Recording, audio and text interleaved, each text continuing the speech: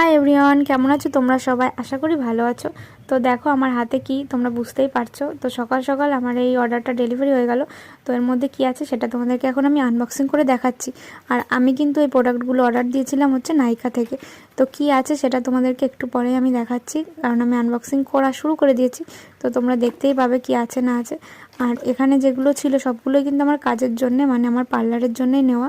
তো দেখো তোমরা কি কি আছে। আর এর মধ্যে আছে হচ্ছে কয়েকটা হেয়ার স্পা ক্রিম, তার সঙ্গে আছে হচ্ছে হেয়ার সিরাম। তো তোমরা এক এক করে দেখো, আমি সবগুলো তোমাদেরকে খুলে খুলে দেখাচ্ছি।